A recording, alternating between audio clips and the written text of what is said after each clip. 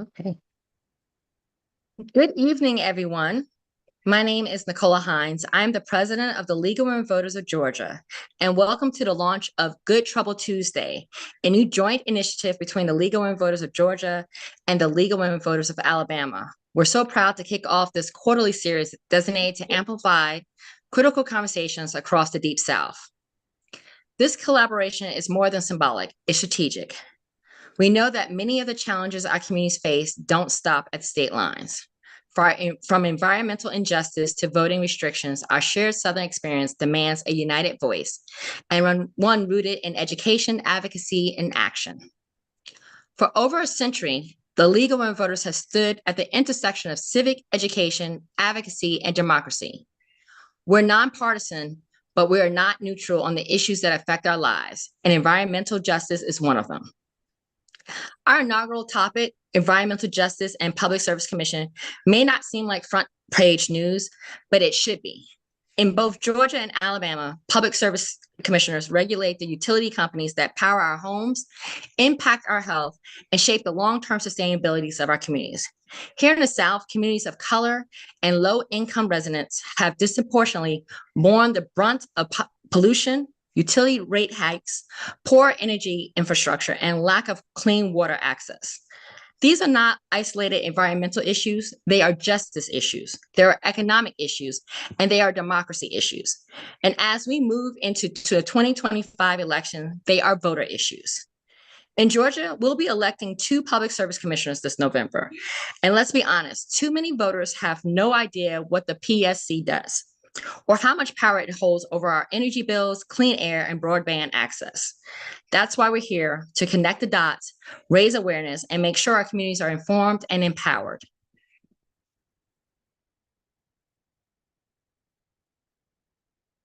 So thank you for being part of this moment with us. And now it's my pleasure to pass the mic to my co-host and colleague in justice, the president of League of Women Voters of Alabama, Kim Bailey. Thanks, Nicola. Good evening, everyone, and welcome. The League of Women Voters of Alabama is honored to be a part of this collaboration. Working together, our organizations are able to broaden our reach, share diverse perspectives, and create meaningful conversations. And conversations like today's matter. They remind us that the environment is not an abstract issue. It touches our health, our homes, our children, and our future. And importantly, the policies that shape these outcomes are made by people we elect. Voting is one of the most powerful tools we have to influence environmental decisions. From local zoning ordinances to statewide energy policies to national climate action, every level of government plays a role. When we show up to vote, we help ensure that our leaders reflect our priorities for cleaner, healthier, more sustainable communities. So, as we listen to our speakers today, let's keep in mind both the challenges and the opportunities ahead. And let's remember that progress on environmental justice depends not only on advocacy and awareness, but also on participation in our democracy. Alabamians have the opportunity to participate in democracy on August 26th. Over 400 municipalities will hold elections that day, and 2 of the 3 seats on Public Service Commission will be on the ballot in 2026. So thank you for being here and for being part of this important conversation. One bit of housekeeping. Please add your questions to the Q&A section so we can monitor those as we go through and ask them as we have time instead of using the chat. So the Q&A will be much more efficient and we'll be able to monitor those more effectively. So now, without further ado, I'll hand it off to our moderator, Chandra Farley.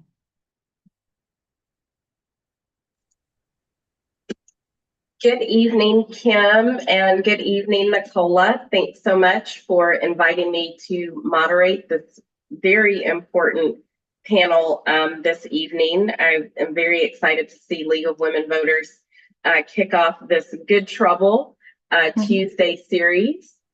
Chandra, we can't see your video.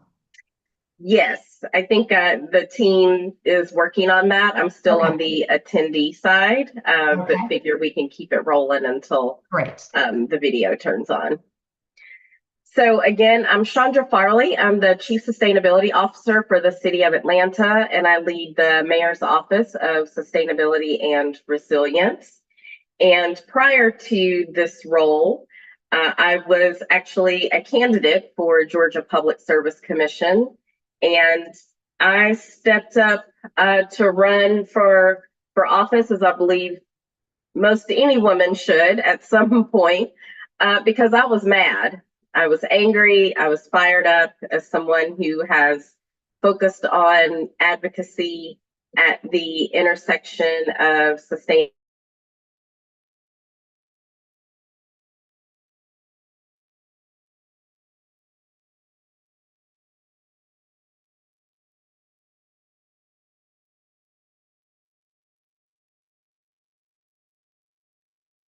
All right, well, good evening again. Not sure where that ended when I had to rejoin, but I see my friend Daniel Tait there.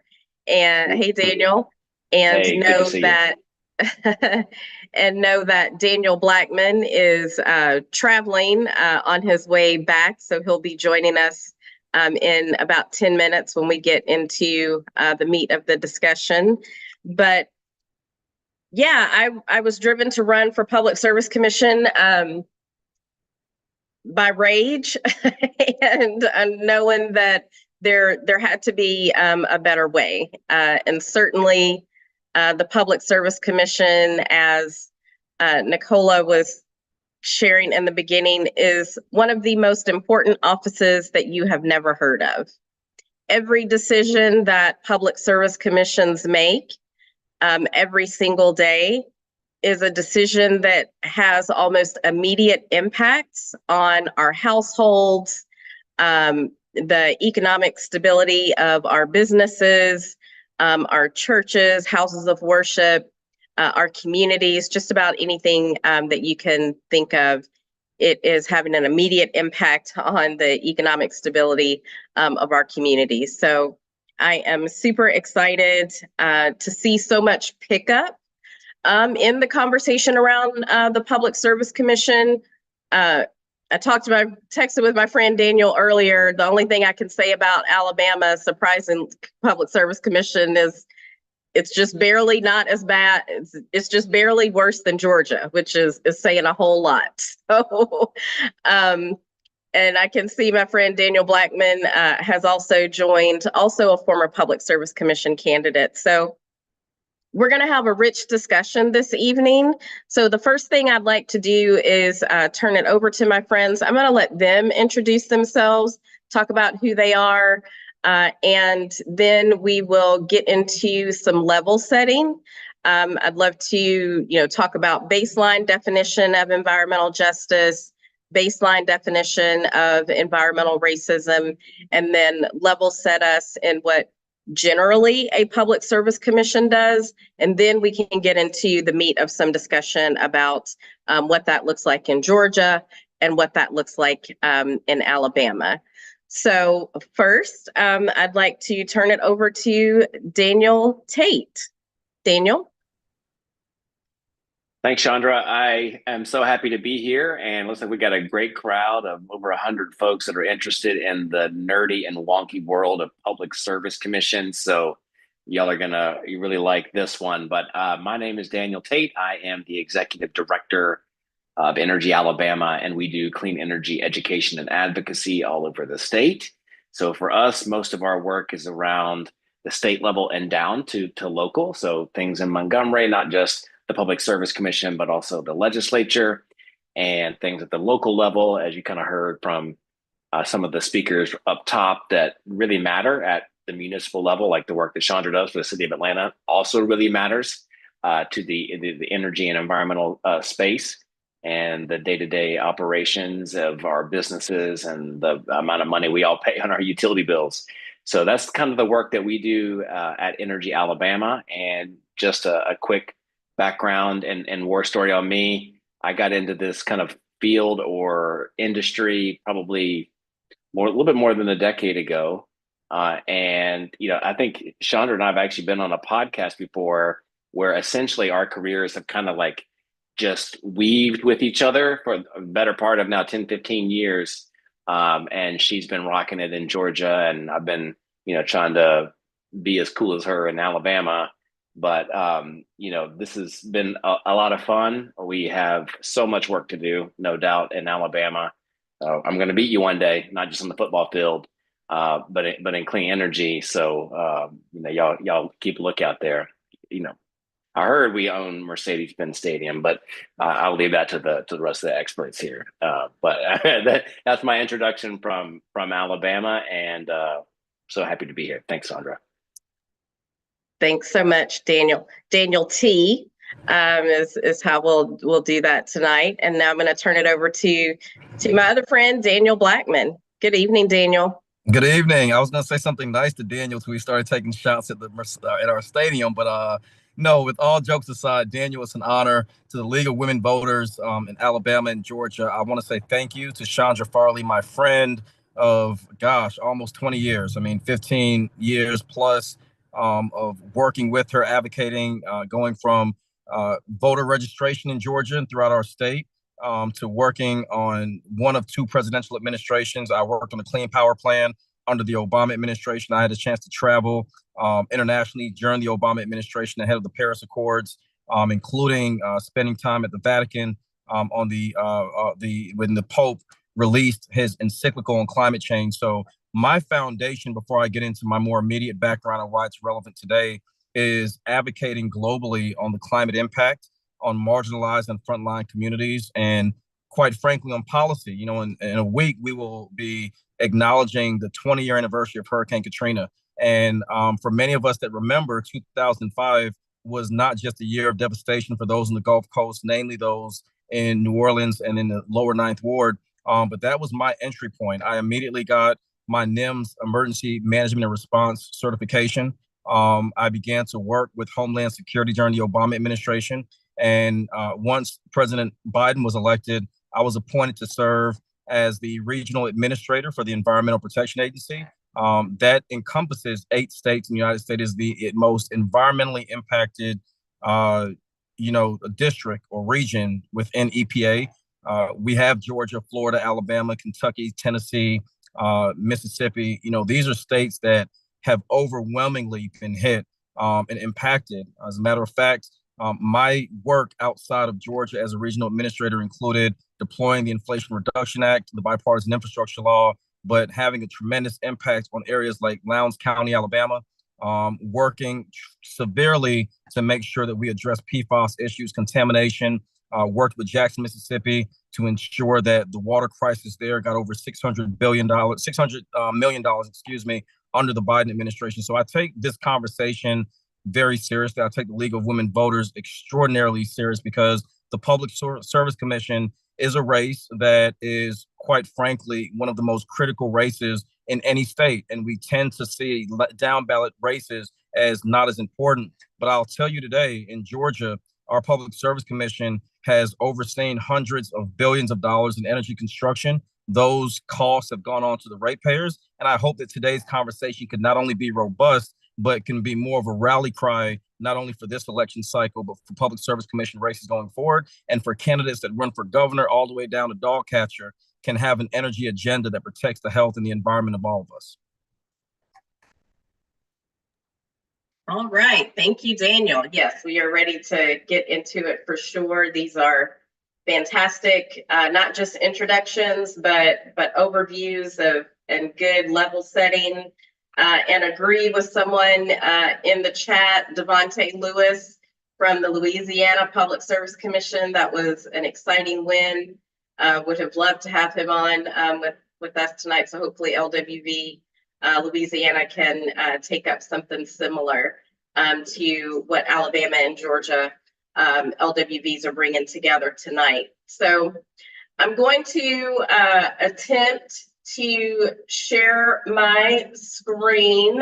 Don't say anything if you see something you're not supposed to see, but definitely want to get us set up in just some definitions that we want to level set with first. And I think we're doing a couple of different things tonight. We are talking about environmental justice in the Deep South, but also talking about the Public Service Commission and the role of the Public Service Commission and the importance. So I'm going to start with this definition of environmental justice. And, you can see it here on the screen, so don't want to read it, but the key things I always lift up about this definition of environmental justice is fair treatment and meaningful involvement. At the end of the day, we can't get anything done without people and engaging people in the decisions that impact land use, clean air, clean water, and the laws, regulations, and policies from the federal level to the state level, which is what we're really talking about tonight with the Public Service Commission, to local government. In my role as Chief Sustainability Officer in partnership with many local governments across Georgia, we have a Georgia Local Governments Coalition. We have a regional local government sustainability directors network called Southeast Sustainability Directors Network. And we are all also working on these issues at our local and state levels while also coming together to support federal actions as well. And so Daniel B from the EPA, it's obviously a very different landscape now since you've left, but this definition has stood the test of time. Anything you would like to add or additional context? Yeah, I think the only thing I would add is as it relates to frontline communities, when we think of environmental justice, we have to make sure that we are focusing on the rural impact, because too often, especially when we passed Justice 40, which was 40% of the federal investment from the Inflation Reduction Act went to marginalized communities. And one of the reasons why it was fairly unpopular in the beginning was because people thought environmental justice was a dog whistle just for Black and brown communities. And I think we need to do a better job, not only in Georgia and Alabama, but around the country, in ensuring that environmental justice means Appalachia, it means the Black Belt, it means Jackson, Mississippi, it means Southwest Atlanta, and every other community that is on the front line of climate impact. So all I would add to that is to make sure in our delivery of it, we know it's all inclusive of communities that are impacted the most. Absolutely, so important, and particularly this is what environmental justice is and should be. And a lot of times when we talk about environmental justice communities, we're really talking about environmental injustice and what is happening in those communities. Daniel Tait, any context you'd like to share from Alabama? I was going to say the same thing that Daniel B said about the rural communities, because we have seen that, in many of the issues that we have. And I think a lot of people, especially maybe from outside the South, mistakenly believe that all rural communities are white and that they all look the same because that's how they look like where they're from. And so, we've definitely seen a lot in Alabama where the rural issue was definitely something that, that Daniel mentioned, but also that people have come to Alabama or wanted to help in Alabama with certain preconceptions or misconceptions about what everything looks like in Birmingham versus Montgomery versus, the heart of the Black Belt. Absolutely. Thank you both for that context. So I also think it's important to lift up what we are, when we're talking about environmental justice, that we're learning and remembering that there's this definition, but there are also 17 principles of environmental justice. And here, I just wanted to make sure we're able to highlight how far back movement for environmental justice goes. We can go back to the late 70s and early 80s to the Warren County, North Carolina fight about a toxic facility being plans for their community. We can go back to Dr. Martin Luther King and the final work that he was doing when he was murdered in Memphis was to be there on behalf of the environmental workers, the public service workers there, and the public works workers there. And some of the work that he did in Chicago around housing, those are key environmental justice issues. And I can drop in the chat, or at some point we can, or there's lots of folks on the call who may have the link. But I think it's really important in the context of talking about these large principles, these things that govern so many things, that we remember there is a playbook to make sure that we are able to and be guided by these principles to help us make sure we are shaping and implementing a vision for environmental justice for our communities. So probably both Daniels, definitely my elders and Daniel B's elders, are some of the elders who have been in this movement for decades, were at this leadership summit, this first National People of Color Environmental Justice Leadership Summit back in 1991.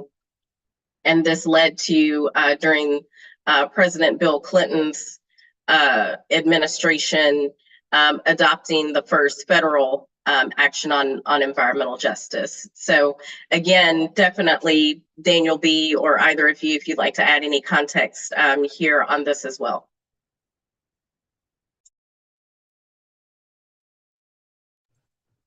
I think I was muted. I can't see. Is that, just for clarity, the slide that's currently up says Principles of Environmental Justice, correct? That's correct. Okay. It's not a list of the principles, but just the high level. No. I didn't see you guys. So no, I would agree. I think that one of the things that you mentioned that I think is really important for people to understand is when you look at not just Dr. King, but Bobby Kennedy. Bobby Kennedy and Dr. King were assassinated 61 days apart. What's significant about that is, to Chandra's point, Dr. King was in Memphis fighting for sanitation workers during the Poor People's Campaign, and Bobby Kennedy was in Appalachia fighting for the coal miners and for those that were struggling, immersed in poverty due to environmental injustices. And I think the correlation of the 17 principles of environmental justice, that we obviously won't go through all 17, but environmental justice is absolutely critical. And if we don't look at the historical context in which it was founded on, we're going to be in further trouble. You look at what the current administration is doing with weaponizing the administration against the climate impact and environmental justice. That challenges and impacts everyone that is dealing with coal ash, that's dealing with, PFAS contamination, folks that are in Savannah right now as we speak that are dealing with contaminated water and boil water advisory. So I think we need to understand that the links that exist from 68 to 1991 to 2025, they are interconnected, and we have to learn from our past if we're going to make stronger decisions and policies for our future. I just wanted to add one thing, that a year before Memphis in 1967, Dr. King gave an address to the SCLC.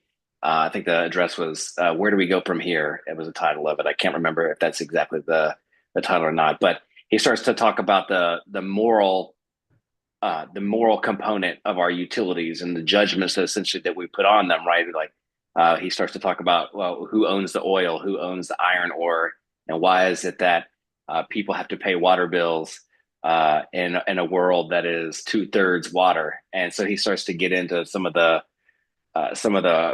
moral judgments, right, that we're making when we're making, as I know we're going to talk about later on, those very decisions that a public service commission has to face in terms of who pays for what and why, who owns what, why.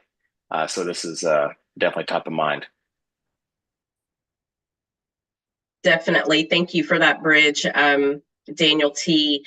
And so let's definitely related to the definition of environmental justice. And I think some of the conversation that we're already having around what that is perceived as when we are talking about certain communities, color this, race that, gender that, geography that. So let's also frame up the definition of environmental racism as well. And there is, let's see my screen moving here. There are definitely a lot of history with where the definition of environmental justice came from, and some of those very same movements that we have been talking about, where this term emerged. I know I often think back to this term and the work of Dr. Ben Chavis, who co-authored one of the first reports around environmental racism. Y'all might remember the toxic report on race, class, and toxic siting in communities. And was Are you talking about the cold-blooded report? No, not cold-blooded. Back from the 80s, around with the. I'll look it up. But okay. It was right around the time that Dr. Ben Chavis, he also went to Warren County, that I mentioned earlier, Warren County, North Carolina, where they were fighting this toxic site. So you can see, the definition here when we're talking about environmental racism. Again, we're talking about those rules and regulations and policies. So very similar there to the definition of environmental justice, but we're talking about those deliberate decisions that are made to target a certain community for undesirable land uses, zoning, resulting in certain communities bearing a disproportionate exposure to these toxic, hazardous waste sites. And so I think that's a good foundation and framing for environmental racism. Daniel mentioned coal ash, which is something that our Public Service Commission here in Georgia has had to take up a number of times. A community in Juliet, Georgia, living near one of these coal plants and many coal plants across Georgia where we've got coal ash leaching into the water. Lots of conflicting rules coming out about how utilities are supposed to deal with that. We can talk about, like in the Warren County, North Carolina example, I'm always going to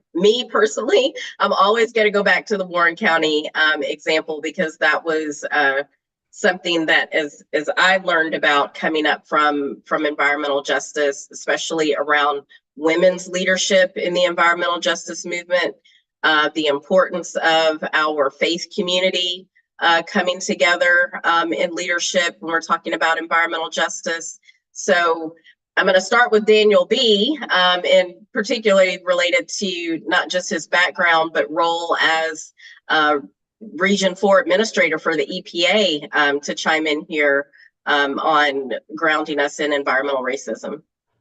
Well, I think before we can really understand it, because a lot of times people experience environmental racism and other people read about it. And so we have to be very intentional that the two words that should be added to a lot of these definitions, one, it's deliberate, and two, is systematic, right? I think we need to understand that environmental racism over time has been polarized, because in the South, especially post Jim Crow, we tend to lump everything into racism, not realizing that 68% of Black communities are within a 30 or 40 mile proximity to a landfill or to waste or to, many different areas. And we have to understand that that's by design in many cases. Vine City, we were very, very fortunate when I was the regional administrator to attach Vine City, which is an underserved, predominantly Black community that Dr. Martin Luther King actually lived in prior to his assassination. It is literally the Flint River of Atlanta's community. Our soil contamination is at levels that has made it overwhelmingly challenging for that community to thrive in any way. And I think when we talk about environmental racism, we have to look at the policies. If none of you have read the book, The Color of Law, I would recommend you read that book. The Color of Law talks about how federal agencies were weaponized, from everything from redlining to utilizing federal policy to abuse policies that inadvertently affected the ability for Black communities to own property, right? So I think we need to understand that, because if we understand the importance of the definition that is in front of us right now, it's not to point fingers at anyone. You know, many of us weren't around when these laws were enacted. Some of us watched from afar. Some of us were active and marched. But for those of us that are learning and are trying to find parity and understand what the overall impact is, understand that environmental racism overall has directly impacted poverty. And back to Daniel Tait's comment, when you think of rural areas, it's not just predominantly Black or predominantly brown or predominantly white. It's all those policies impact everyone in those communities on a daily basis. And it's the reason why we're seeing increased levels of cancer, increased levels of, respiratory illnesses, pre-existing conditions that are harming people that are simply drinking the water and breathing the air in their communities. And we have to understand the root causes of these and how they systematically affect communities of color. Yeah, thank you for that rooting. Daniel Tait? I have nothing better to add than that. That was beautiful. So I second that in every way possible. See, that's why you get 2 Daniels. That's right. Efficiency. Oh, man. Great. Yeah, this is great reading. And thank you, Daniel. I've got 2 screens, 2 phones, and my internet tabs are not open. But Dr. Ben Chavis, who we were talking about, that report that really was a basis for the term environmental racism was from the United Church of Christ Commission for Racial Justice. And that report was called Toxic Wastes and Race in the United States. So that was published in 87 and covered a landmark study on the environmental justice movement. So lots of rich information we're getting here, some history and ongoing calls to action. So we have, I think Daniel Tait just gave a really good bridge on our previous question about, as we start to talk about now environmental justice, environmental racism, and then we really want to talk also about public service commissions. They're mostly, Daniel Tait, they're mostly all public service commissions in the South. I feel like the PUC, Public Utility Commission, is kind of northwest, that kind of thing. But I started to go into Georgia, but feel like this is a high level overview that can cover both of our states. But then I'll turn it over to Daniel Blackman. We can get into some specifics of Georgia, and then Daniel Tait can get into some specifics of Alabama. But what is a public service commission? I certainly wish it was all just Public Utilities Commission.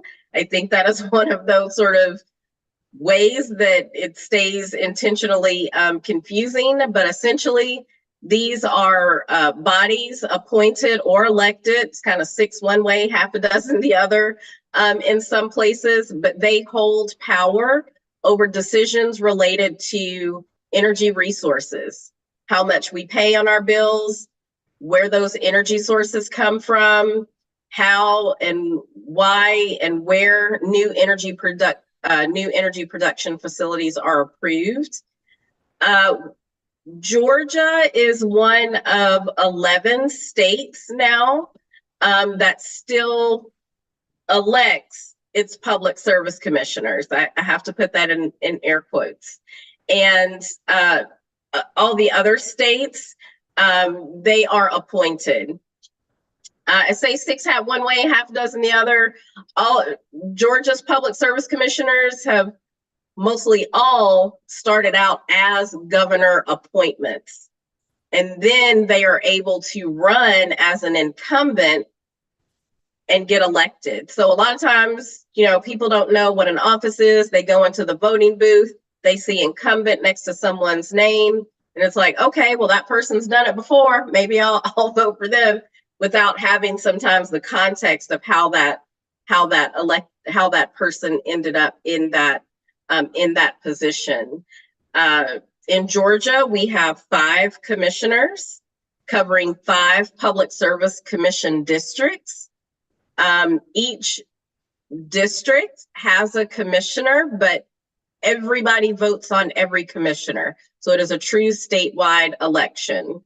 So even if you are in Georgia Public Service Commission District 1, where Jason Shaw is your commissioner, and this November, we have one of our seats up in Georgia is for District 3, where current Commissioner Fitz Johnson, who was appointed to his seat 6 years ago now. This will be the first time he's ever actually had to be in an election, because our elections have been delayed due to some federal lawsuit issues and other things, which we can get into.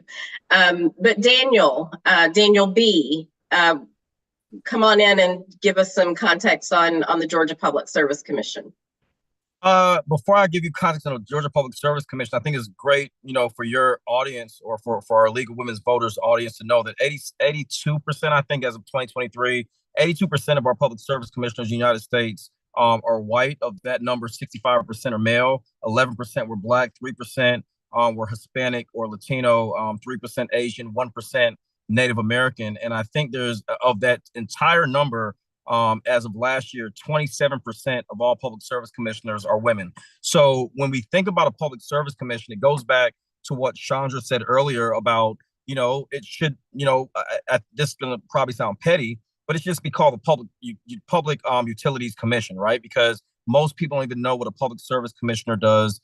In Georgia, we have a nuclear facility, Vogtle 3 and 4. That project was over a decade. I think it was 7 or 8 years past schedule. It's over $14.5 billion beyond budget. Georgians will be paying for the next 62 years for our nuclear cost recovery, because the vote by the Public Service Commission afforded Georgia Power to only pay for a percentage of that project. But each of those overruns, while Georgia Power's utility shareholders get rich, Georgia's ratepayers will pay for that. Those are Georgia Democrats, Georgia Republicans, Georgia, in every region, socioeconomic class. In Georgia, we have over 11.5 million citizens that call this state home. 2.7 million of them are living at or below poverty. So a senior citizen on a fixed income, when a utility bill, energy bill goes up 7 of the last 8 years, a senior citizen on a fixed income, their income doesn't go up. And that's why one of the fastest growing homeless populations in the United States, not just in Georgia and Alabama, are our senior citizens. And so when you have an individual that has worked their butt off their whole life to get to the point where they can enjoy these years of their lives, and you have costs that are not always fixed, that are impacted. And then you have data centers, Georgia and Alabama. Georgia specifically is now becoming the epicenter of companies like Microsoft and Apple and Meta. These companies are extracting exorbitant amounts of energy. So one of the reasons I ran for the Public Service Commission was because as a federal regulator, I was responsible for overseeing and enforcing laws as it related to cryptocurrency and data mining. And so most people don't understand that when you use ChatGPT, that energy is being extracted from somewhere. When you have, 500 emails or 20,000 emails, if you're like me, that are just unanswered, that need to be dumped from out of your social media, I'm sorry, your email accounts, that's extracting power, and it's in the cloud. And these are things we're paying for. It's impacting our energy. It's impacting our water. It's contaminating water in areas like Fayetteville, Georgia. So we have to understand that public service commissioners, as vague as this name is, especially in a state like Georgia, they not only deal with electricity, they not only deal with gas and telecommunication. Our Public Service Commission has not only taken money from our utility companies, but they've taken money from a railroad owner, a private railroad owner, and used eminent domain to take the land of a family that's owned their property since the Civil War era. So we have to understand that these commissions are making decisions that affect our pocketbook. One of the reasons, as a point of reference, that I did so well the first time I ran for this seat back in 2020 was because we went into Juliet, Georgia, where there were coal ash issues, and we went into communities where we understood that they were paying high utility bills. And individuals in Georgia and around the country, they're starting to feel it, right? If you live in Georgia, on average, you're paying about $570 a month on utilities. That is way too high. But if you're in West Virginia, you're paying $690 on average per month. And in some cases, people are paying as much for their utility bills as they are for their rent. So we need to understand that public service commissioners, whether they are first on the ballot or 15th on the ballot, are absolutely critical because these energy projects, the ability for us to implement solar, the ability for us to make sure that communities are secure with energy decisions by competent elected officials, right? Because in Georgia specific, we have a legislative body that has to decide on bad actor legislation. They have to decide on the expansion of solar. Our legislative body must work in unison with public service commissioners. When Chandra mentions they're appointed, we've got public service commissioners whose background is real estate. That is a problem. When you don't understand the regulatory process, when you don't understand gas and water contamination, when you don't understand coal ash, when you've never had to oversee a case where there's a family that is right on the intersection of a landfill, you don't go in making sound judgment and decisions. You are doing the bidding in most cases, not in all cases, of the utility companies that are pouring millions, tens of millions of dollars into these races every year to ensure that people like you and I and individuals on this call don't know about the Public Service Commission. So I really encourage you all to learn from this call, do your research, and educate your neighbors. Amen. All right. let's kick it over to Alabama and Alabama's Public Service Commission, Daniel Tait. Well, one thing real quick, I think there's actually a Georgia commissioner, a sitting Georgia commissioner, who bragged about not having any experience because he said it wasn't necessary for the job. So you should check that out if you're a Georgia voter. That seems problematic. Yeah, so in Alabama, I'm happy to give you the rundown, but I wanted to step back for just a second and maybe frame, like, for folks, why the heck does a Public Service Commission or a Public Utilities Commission in other states, why do they even exist? Sometimes they're called a corporation commission, like in Arizona or in Virginia. And essentially, the reason comes down to regulating a monopoly.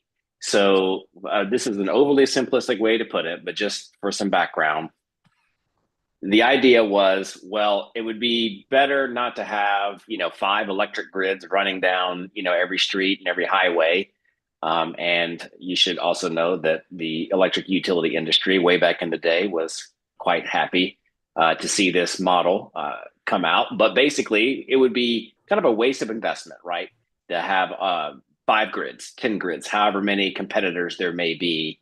And so if we just gave somebody a monopoly over a particular service territory or a particular service type, like say electric or gas, then we would need somebody to actually regulate those companies, because there would no longer be a free market.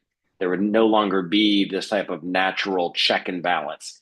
And that's, in theory, what a public utility commission or a public service commission is supposed to do.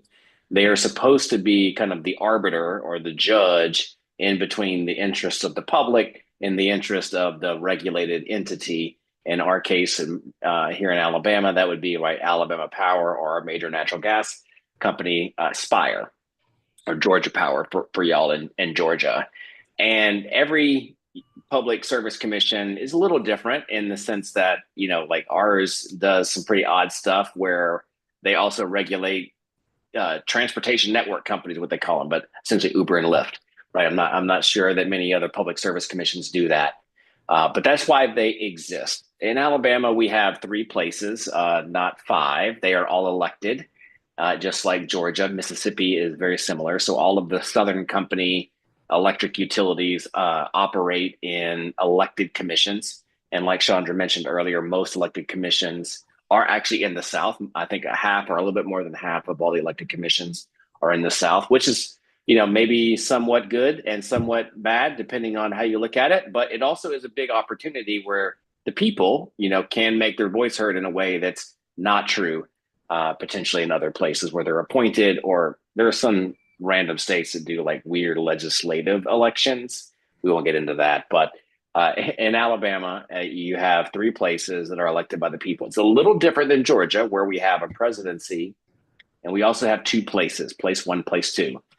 You don't have to be from anywhere in the state specifically to run for any of the places or the presidency, but all 3 run statewide. So theoretically, 2 people from the same town in the same area of the state, one could run for place 1 and one could run for place 2, and they could run for election and both win at full statewide. It's not a districted system, and you don't have to be from the district to run for that. Mississippi is a little bit different. In case we have any folks there on the call today from Mississippi, they are a true districted system. So Alabama, Mississippi, and Georgia are all a little bit different in how they do that.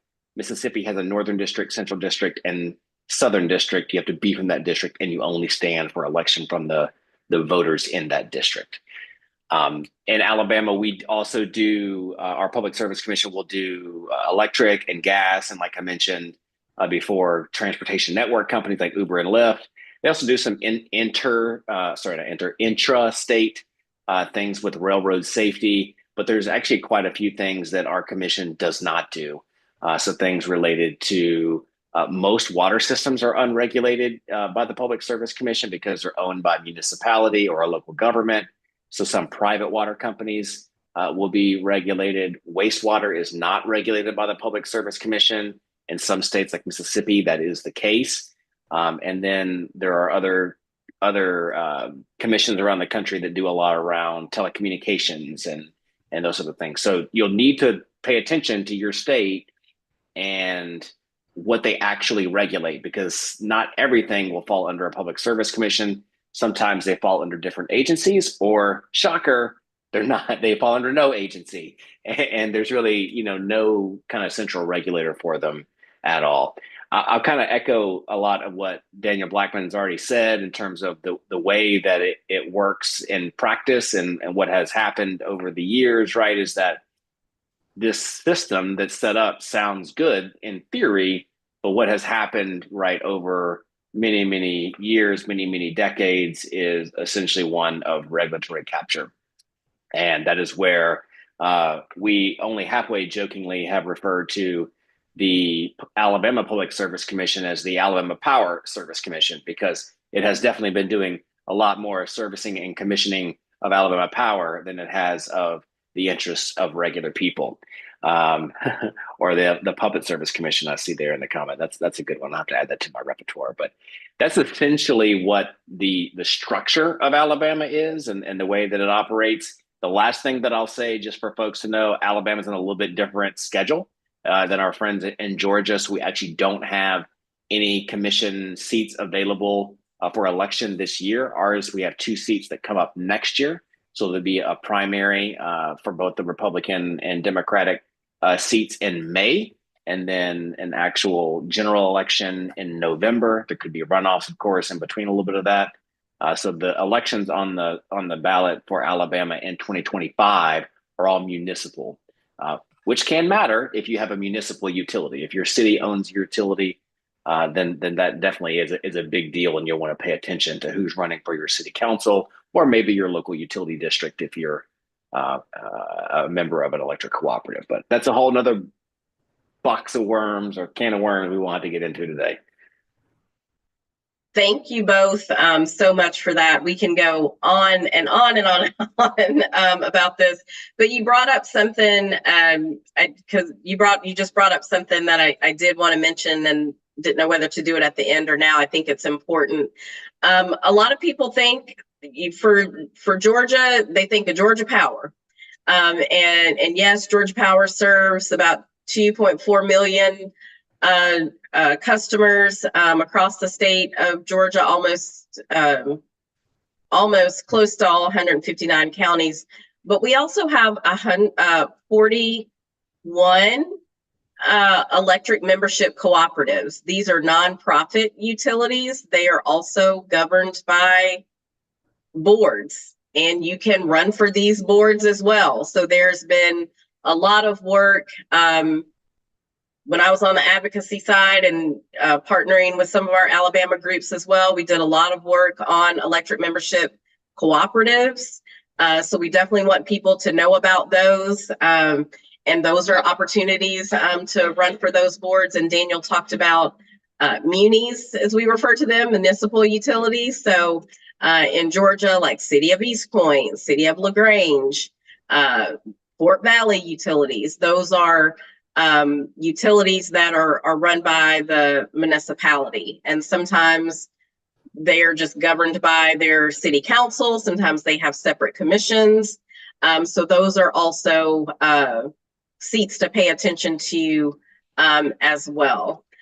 So we've got some good questions in the chat. So I'd like to start getting to, I'm going to stop sharing.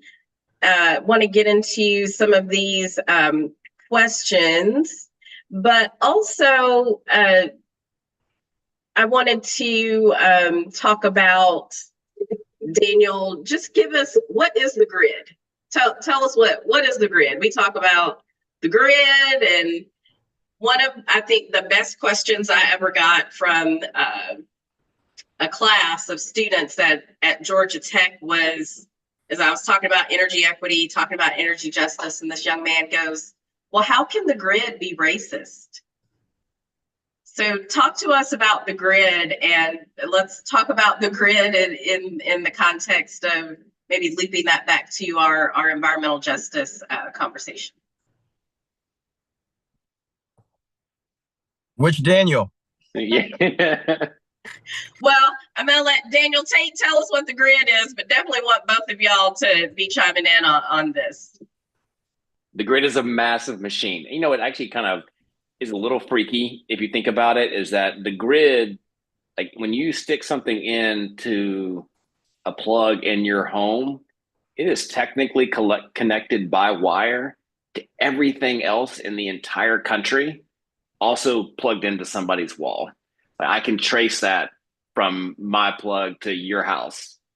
And it's a little freaky to think about that, but that's essentially what it is, right? It's the largest machine we've ever built. And it's pretty fascinating. It's, you know, technical wonder that we have done this and that we continue to keep it operating at the levels that we do today. So I don't want to take that for granted. That's what the grid is. It's basically this huge system where you have a lot of generation that goes in, and we use all different types of stuff to do that. Coal, natural gas, solar, you name it. We're generating stuff. We're sending things over transmission lines at the highest voltage levels. So that's what you're seeing when you're going down like the interstate, the big mammoth jammas, right? Those are transmission lines, and then we're taking them into communities. We're stepping that down, and that's what goes into homes and businesses. I saw someone say that Texas is not connected. That's actually not true.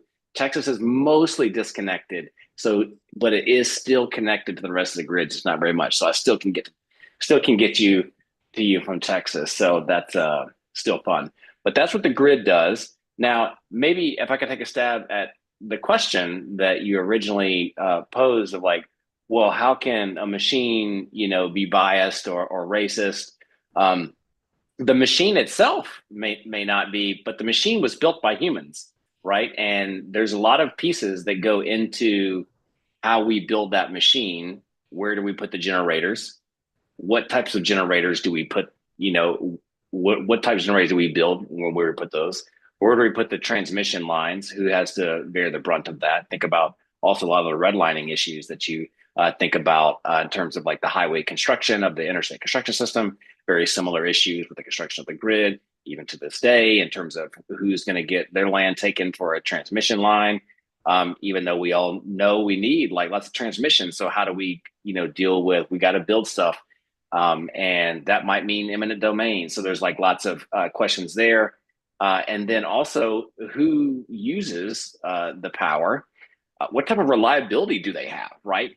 And so we see this a lot, not just in Alabama, but you hear a lot like in New Orleans and in Detroit that, you know, there have been multiple academic studies about the reliability of the electric grid actually being different by neighborhood and being worse in low-income neighborhoods or Black and brown communities because the utilities are not spending the operations and maintenance money that should be spent in those communities. So I think the answer to the question is there's all the things, but it's not just, you know, this machine that is devoid of values.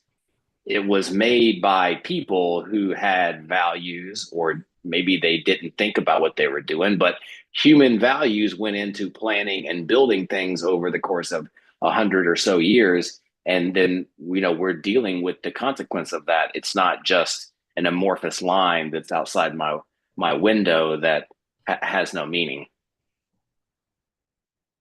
Amazing. Thank you, Daniel T. Daniel Blackman.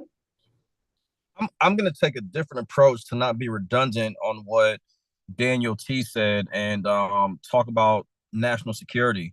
Because our grid, we saw, and I'm so thankful again to the League of Women Voters, because we saw the threat of cybersecurity and cyber attacks on our elections, and we understand how massively critical it is for this infrastructure. But I want people to understand the security threats, especially coming from my background. I had multiple top secret security clearances. We looked at water infrastructure that was outdated. We looked at the threat of nuclear evacuation plans in the event that there was a compromise to our structures, whether it was due to extreme terrorism or it was due to a cyber attack from China.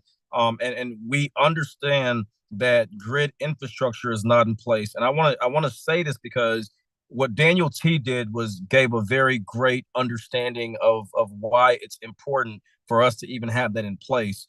With the current administration, the safeguards that we are taking away because of quote unquote anti-woke policies and anti-DEI, anti-environmental justice is putting our infrastructure at a tremendous risk.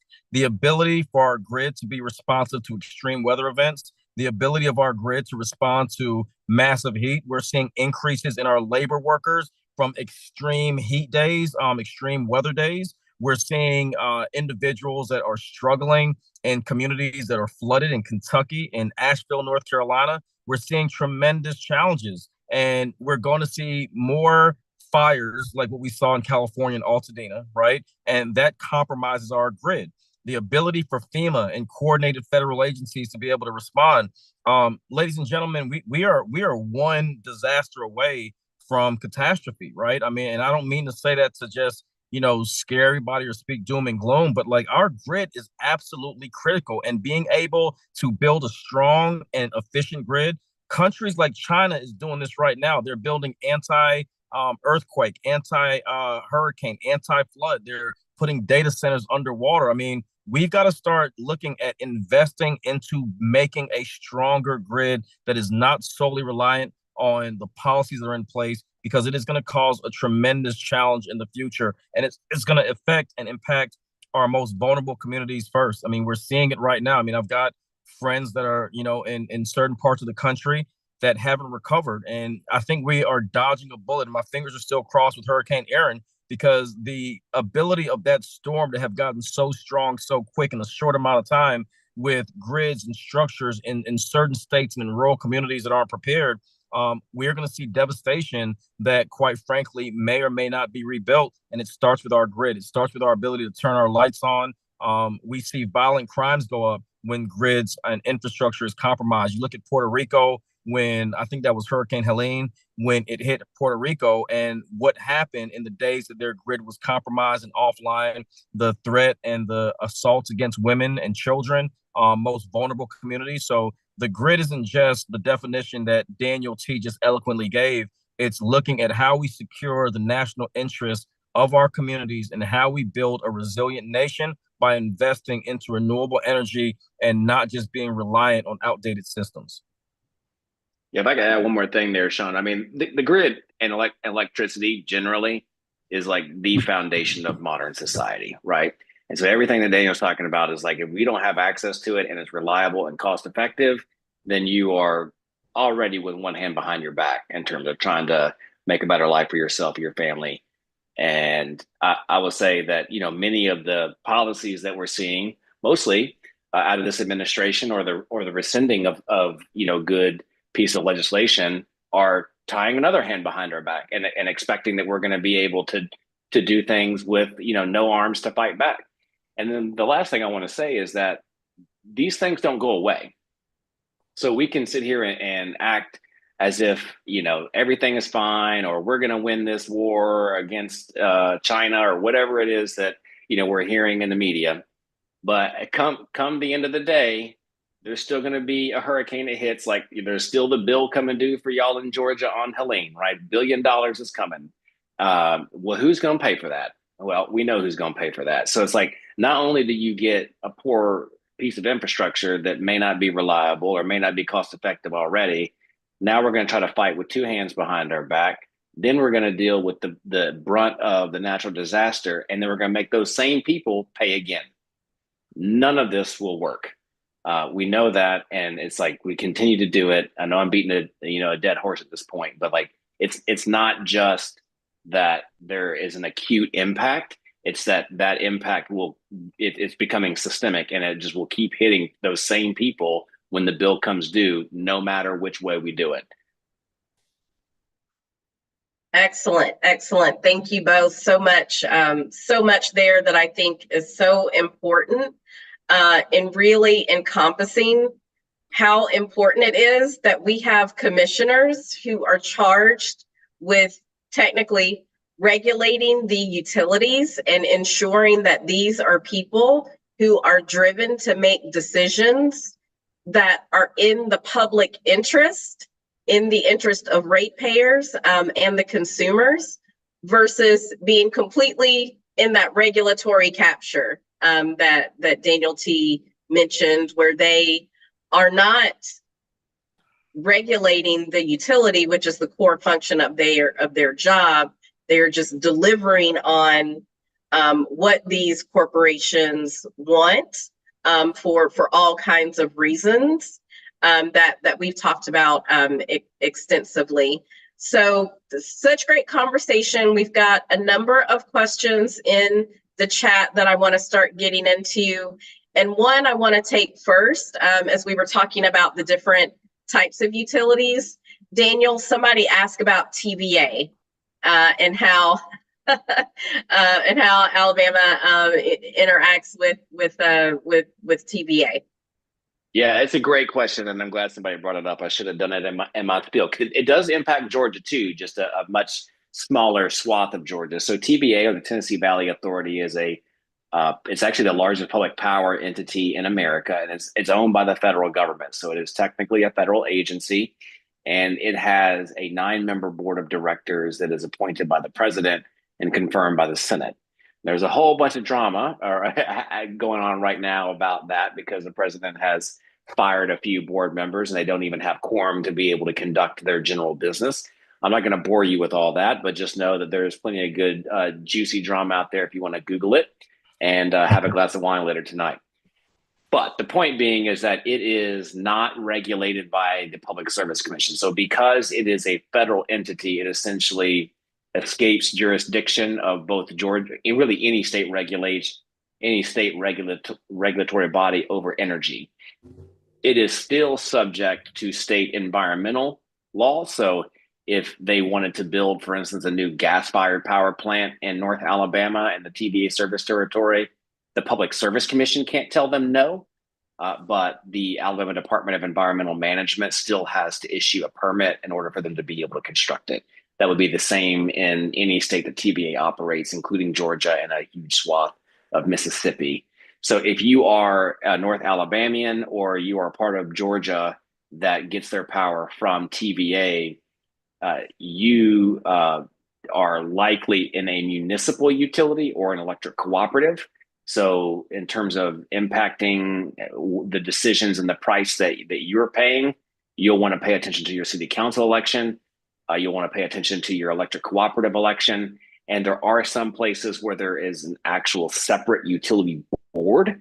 And sometimes those boards are elected. Sometimes those separate boards are appointed. So unfortunately, because there's just so many out there, I can't tell you what you are. You'll have to look into your particular locality and what that is. But TVA is its own whole beast out there. Thank you. Thank you for that. And I, just as we were having the conversation also about the grid and just the commissions, TVA, we've got this federal body. We also have FERC, the Federal Energy Regulatory commission. But at the end of the day, public service commissions or public utility commission, but we're Southerners here, so public service commissions, because energy decisions are super hyper local. And I think that's so important to understand all the impacts on daily lives, our pocketbooks with the bills, water quality, air quality. These things are happening in a super hyper local context. So I think that's also something really important when we talk about these. These are very big corporations. If we talk about Southern Company with Georgia Power, Alabama Power, Mississippi Power,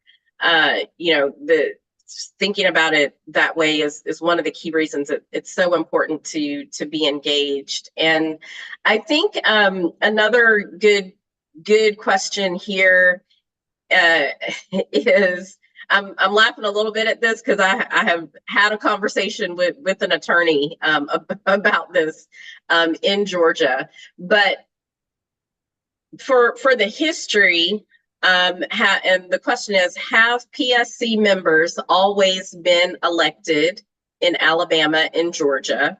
And has there ever been an effort to change the selection process, such as to an appointment process?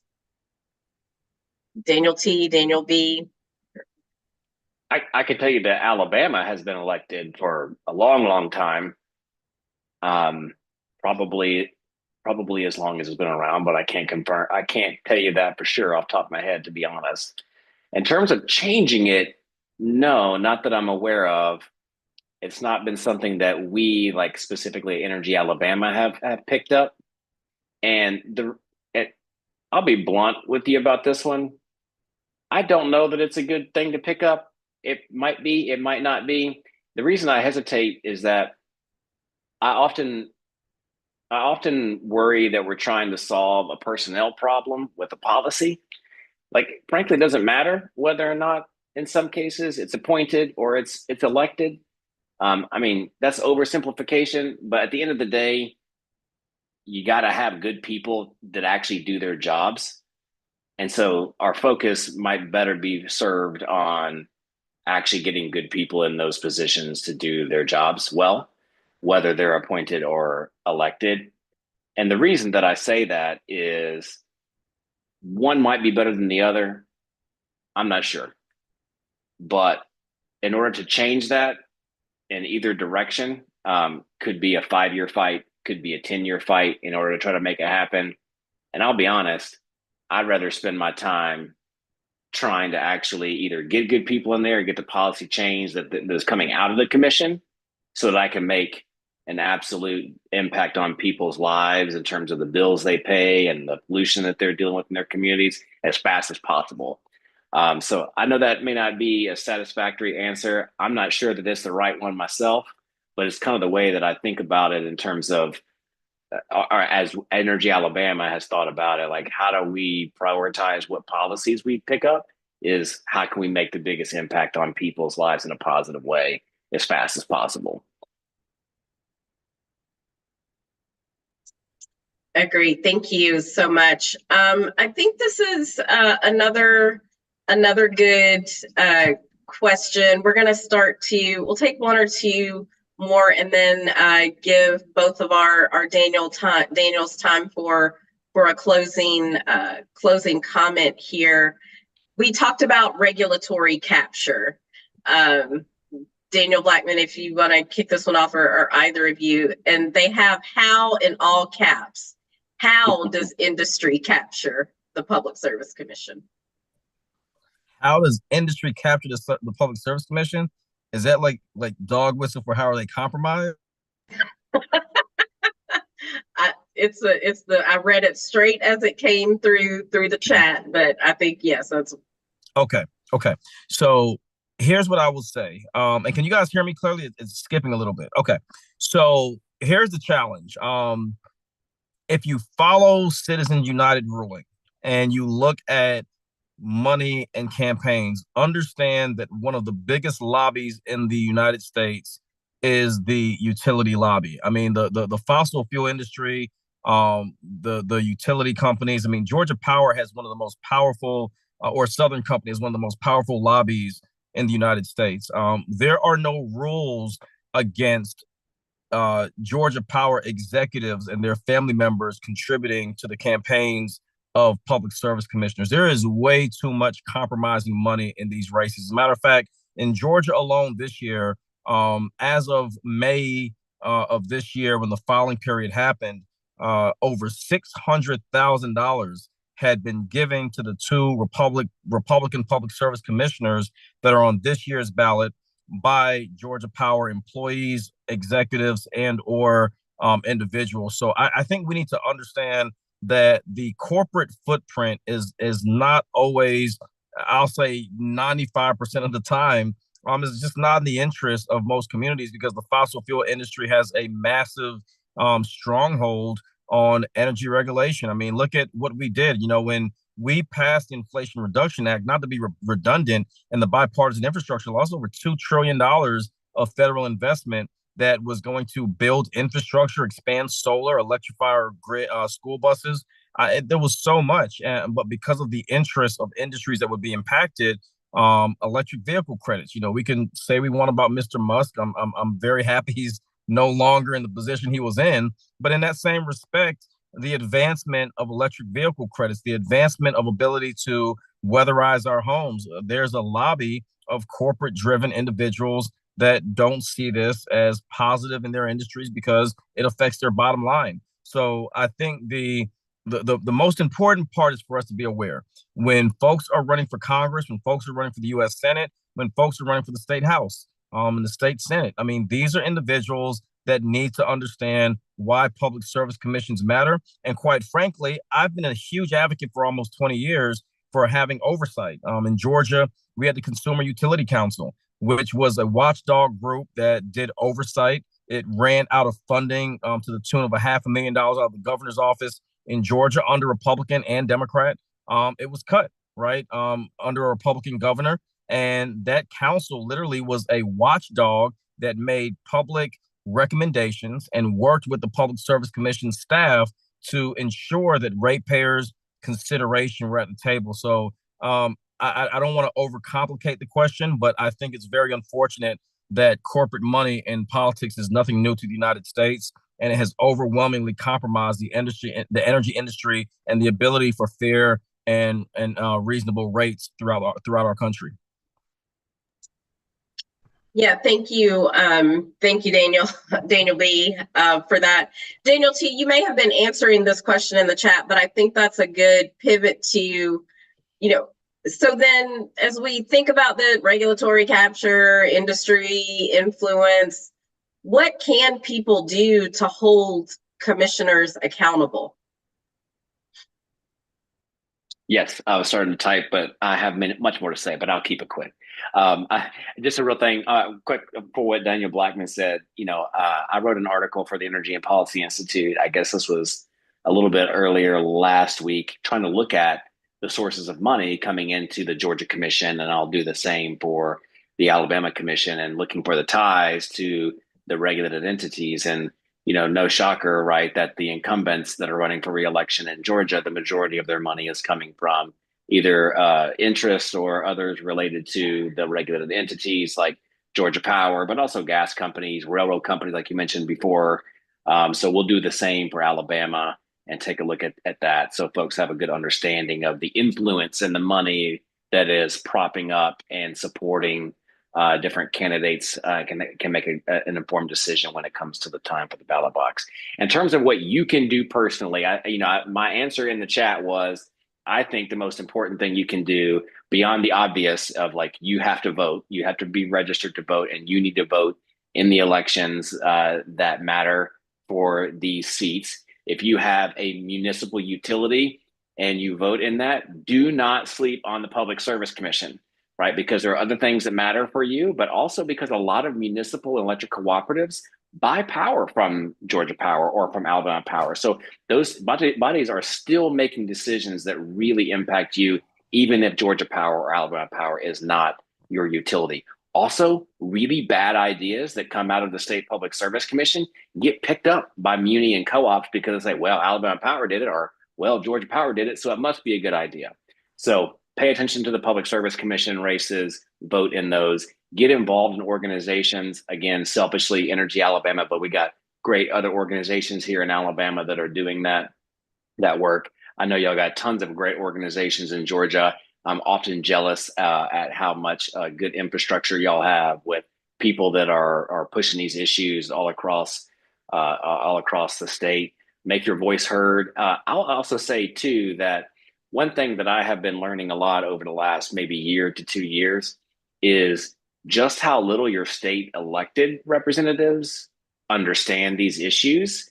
And when we explain like basics of like what's going on, because they're hearing from their constituents too about my utility bill is too damn high and I can't pay it because people don't know what a public service commission is. They're going to their elected representatives. So don't sleep also on going to your state house, your state senate, elected officials and making your voice heard, because in all three of these states, Alabama, Mississippi, and Georgia, the public service commissions are actually bodies of the legislature. They are not constitutional offices like they are in Louisiana. So that means that if the legislature wants to, it can overrule the Public Service Commission, or it can direct the Public Service Commission to do something on behalf of the people. So your fight is not over at the Public Service Commission. Absolutely. You said something super important there, Daniel Tait, about, our state house and our state representatives. They don't know, and I think it's particular for Georgia. A lot of times they will punt those issues to the commission. We had a lot more activity, I think, than I've seen in a long time at our state house with our state representatives last legislative cycle, with really bipartisan efforts, coming through the state house related to what are we going to do about regulating data centers? How are we going to protect those constituents they're getting calls from about their bills, about their water? A lot of those things, Daniel B. mentioned the Consumer Utility Council. There was some movement in Georgia around trying to reestablish that body. So thank you for bringing that up, because that's a critical point. A couple of public service commissioners were the ones how long has it been? 3 years ago, bringing over some maps to the legislature to get those public service commission districts redrawn. We had a commissioner that got something drawn into his district because that's where he's got a beach house and plans to retire to. We had a commissioner get an opponent drawn out of their district. So these connections between the Public Service Commission, those munis, those EMCs, and our elected representatives in our state houses is critically important as well. And I think that goes to Daniel Blackman. I know you're going to have a lot to say about this. So in the in-between, what are we doing in the in-between when there isn't an election? But these commissioners in Georgia, these are full-time jobs. This is where it is different from your state representatives. They're not just working on a cycle, 40 days or getting paid for 40 days. They are the second or third highest paid state employee or, state representative, and they are there at the commission every single day. And those utility lobbyists are there in their offices every single day. So when we're talking about the in-between, Daniel Blackman, what advice do you have for everyone that's here with us? Educate. Look, $125,000 a year for a 6-year term. Look, guys, I mean, that's a pretty sweet deal, right? And we don't realize that these individuals are making deals under the veil. You have rural communities that are unfortunately don't have access to broadband. Everything that I have tried to do for the Public Service Commission has made to make sure that we are doing this overwhelmingly in and out of an election cycle, because again, Chandra said something earlier that I don't think you guys caught on to. Our appointed public service commissioner, right, in District 3 has served 6 years. He will likely serve a full term and ultimately serve as many for the duration of his term, 8 consecutive years of a 6-year term. I mean, that's longer than a U.S. senator, right? So I think education is critical. We have to make sure that when we're talking about the public service commission, I'm gonna give you 2 angles. Number one, as a voter, many of us still have, may or may not have our grandparents or our parents, or we have family members, right? All of us have loved ones. Rates are going to go up. They're going to hurt our kids that graduate from college trying to pay debt to get their first home.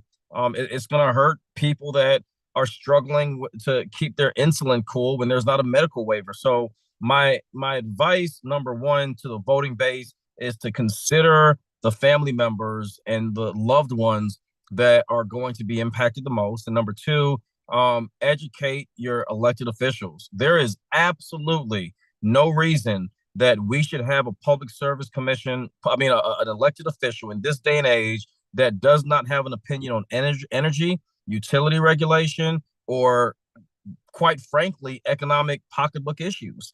And this is one of those races where if you are an elected official, you have to understand that the rates of asthma going up, respiratory illnesses among senior citizens going up, right? Lack of investment into energy infrastructure is declining. We're going the wrong way in both directions. So we really need to understand that the Public Service Commission, and I say this regardless of your political interest, it is the one race that, regardless of a Democrat or Republican, this isn't about a transgender issue. This isn't about a women's issue. It's not about race.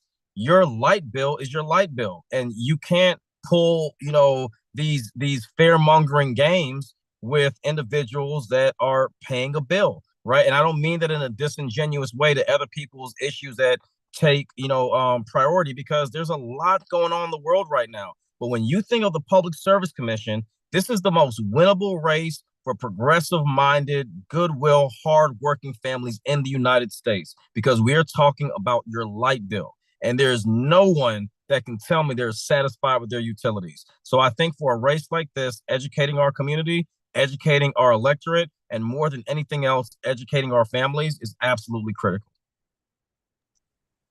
Absolutely.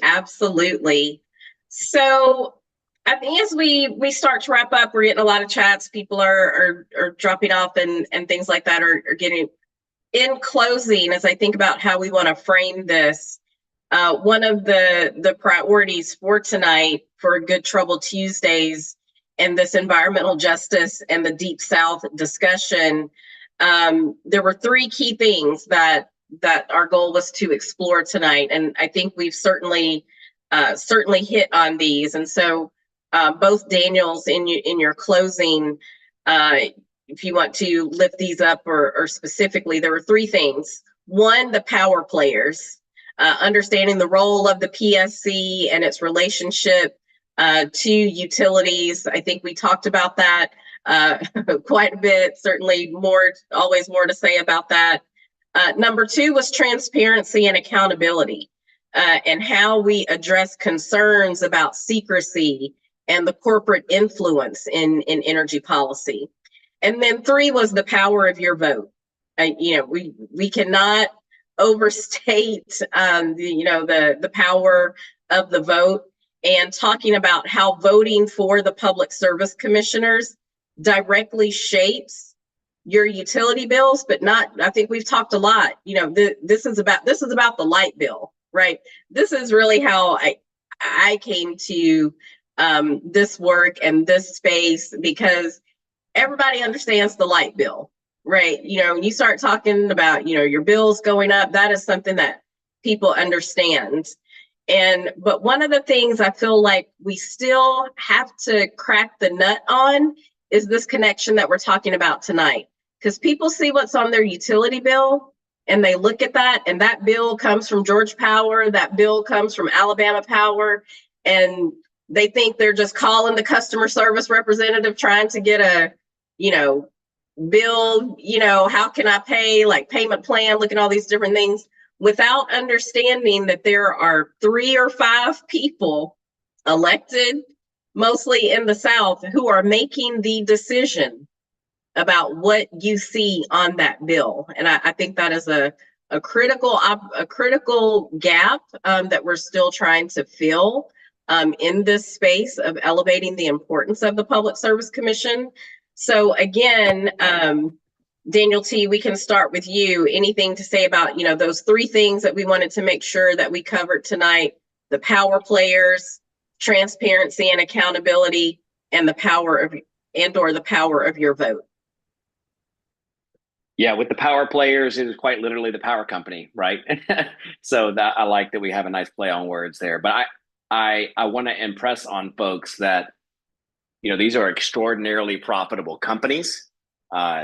Southern Company and its subsidiaries, Alabama Power, Georgia Power, right? They are probably some of, if not the most profitable electric utilities in all of America. For our friends in Georgia, as bad as it is in Alabama, there's actually no limit to how much profit Georgia Power can make. The commission does not cap it. They kind of put a soft cap and say, if you go over this cap, we're not going to let you keep all of your profit, but you can keep going as high as you want. And they have routinely over-earned.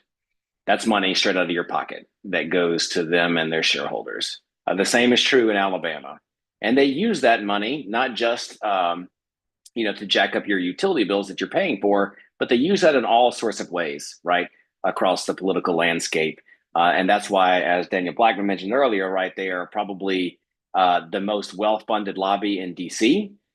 They probably have the most lobbyists of any company in the State House in Montgomery and probably in Atlanta. And we're all paying for that. And ultimately, the commission is also one who could stop that and say, no, we are not going to let you charge customers for your political activities. Or no, that profit rate that you got in Alabama of 12, 13%. Man, I'll tell you what, I wish I could get a consistent 12, 13% on my 401k for decades upon end. But say, no, that's no longer fair. Just the delta between Alabama Power's profit margin and the national median, which is still too high, by the way, is about $250, $300 million a year on just about 1 million to 1.2 million. Think about what that might be in Georgia. It's probably much higher. So that's the power. The transparency, happy to say that, we're fighting as hard as we can here in Alabama. We got less transparency than y'all do in Georgia, which, like you said earlier, Chandra, might not be that much, but we're, taking that to court. We actually just filed an appeal to the Alabama Supreme Court to try to get public hearings and comment on fuel costs. We actually have not had a rate case in Alabama where anything's been litigated since 1981, older than MTV. And we haven't had a fuel case here since 2005, since the Bush administration. So we got a little bit of work to do on the transparency, but the last thing I'll say is, Daniel Blackman had it earlier, and the power of your vote is also, I think, really important on making sure that voters make that connection, is getting involved with organizations. I know I'm saying that a little bit selfishly at Energy Alabama. It don't have to be us. Get involved anywhere you can to make sure that people understand this connection, because there are organizations that are working to educate voters. I'm gonna be honest with y'all, it's about to get real bad. It's going to get a lot worse before it gets any better. Okay, we know that prices on folks' electric bills over the next 2-3 years, they've already been skyrocketing, and it's going to get a lot worse, especially with a lot of the policies we're seeing repealed that are going to make electricity more expensive. And now we're going to be exporting a lot more natural gas, which is going to raise domestic prices. And now we built all these gas plants when we promised that it was going to be cheap, you name it. Policy after policy, it's adding up. I mean, just the other day, right, the Secretary of Energy is like, we know we're about to get blamed for high energy bills because they know it's coming. What I say about that is, I don't want that to happen to anybody, but I want to make sure that everybody on this call understands that that's an opportunity to get our butts out in the street and to organize our friends and get them involved and help them understand how we got here and what they can do with the power of their vote to undo the damage that they're going to be living with over the next 2 years. That's right. All right. Amen. Daniel T. I know I'm going to have another amen for Daniel B. as he closes out on this as well. I want to thank the women of the League of Women Voters. Chandra, I want to thank you for your leadership in the city and around the state of Georgia. Daniel, man, we probably should. I'd like to invite you to Athens. I don't know if you're a War Eagle or Roll Tide, but Georgia is we got a couple of games coming up, man. So hopefully we can stay in touch. But all jokes aside, guys, I'm scared, man. I mean, I'm just gonna be honest with you. It's gonna be a lot of people hurting. I mean, we're in a very challenging time where extreme weather events have compromised our grid. They're challenging times where light bills are getting higher, jobs are going away, workforce is being cut in half. And my concern is not just because of where we are. It's because we're not seeing outside of grassroots leaders and people like Daniel T and myself and Chandra and so many of you, we're just not seeing the urgency from elected officials, right? We see a lot of anti-Trump and, we're upset at these things. But when it comes to cancer rates going, I mean, the PFAS rule was just rolled back, right? I mean, when we start thinking about the impact on a lack of leadership and urgency around energy and the environment, we have to be concerned. I'm very fortunate that I'm able, as these utility bills go up, to be able to pay them. When you're on a fixed income, when you're struggling with a minimum wage that can't, quite frankly, you can barely pay your rent, and you now are seeing folks that, like I have a son that's in college now, and if he does not pay his light bill, they won't accept his rent. That's a lot of people's scenarios, and a lot of people are not bankable. They're poor. They barely have enough to put food on the table, and they're now deciding between their light bills and putting food on the table. You got seniors that are cutting medication in half so that they wouldn't have to pay more for their prescription drugs. I mean, guys, we got to sound the alarm. I was very privileged to work under the Obama and the Biden administration, but I was more privileged to work for Congressman John Lewis, Coretta Scott King, Reverend C.T. Vivian, Reverend Joseph Lowry. The civil rights community gave me the foundation that I'm standing on today. People that are a part of the League of Women Voters gave me the foundation and the encouragement to be able to be vocal and direct. And people like Daniel Tait, who I haven't met before this call, it's exciting because too often we feel like we're on an island. Sometimes we feel like we're the only one in Alabama or Georgia or Mississippi or Florida or North Carolina that's sounding the alarm. So I will leave with climate optimism and energy optimism, which is as long as we have the Chandras and the Daniel Taits and those almost 90 people that are still, well, almost 80 people that are still on the call now, as long as we don't take these calls and go back to leaving every light in our house on and, go back to not being responsible, I think we'll be okay. And I'm going to give everybody 3 things to do. Number 1, learn how you can recycle in your homes. Number 2, find out, even if it's talking to your kids about how Snapchat, Instagram, and ChatGPT affects, the impact on their lives, right? I mean, look, our kids are growing up in the age of technology with wireless devices and every TV on in the house. Let's use that to our advantage. Let's educate our children. And thirdly, let's make sure that leading up to the U.S. Senate, governor's races, and every other race around this country, that we do not forget about the Public Service Commission. Thank you all so much. Thank you. Thank you. Daniel Blackman, Daniel Tait. Daniel Tait, I was thinking today, I think the only reason I have signal is because of you. And just how and communicating on these issues and about these issues and about commissions and corporations and how important this is. And it's a lot, but since this is League of Women Voters, if it's one thing women gonna do, we're gonna organize. We are heads of our households. We are heads of our communities. People listen to us. People lean on us.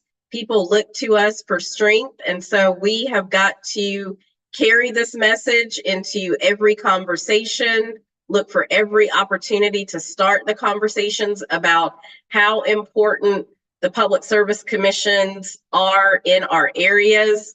We got to encourage our church family, our work friends, our other League of Women Voter members to run for office. I never thought that I would, but it had to be done, and we got to do it for no other reason than just to add another voice to the conversation and to give these commissioners and utilities something else to be afraid of. Because let me tell you now, when they see Chandra Farley standing next to the mayor, they know they can't come with the same message that they always come with, because now there's somebody who knows what's really going down. So we got to become the people that know what's really going down. So when they stand in our face making promises and telling lies, we can call them out on it. And so get out there and vote. Everybody here, League of Women Voters, knows it does not stop with the ballot box. We got to keep it going all year. And let's get it done. Let's change the face of energy. Because when we change the face of energy, we change the face of our communities. We create community wealth building opportunities. We create healthier communities. And those are all things that we can all get behind. So I will turn it back over to our League of Women Voters team. It's Nicola or Kim, if you would like to close out. If not, thank you so much for inviting me to moderate. I was so excited to have an opportunity to be in conversations with my two friends, Daniels. And yeah, let's get it done. Let's go vote.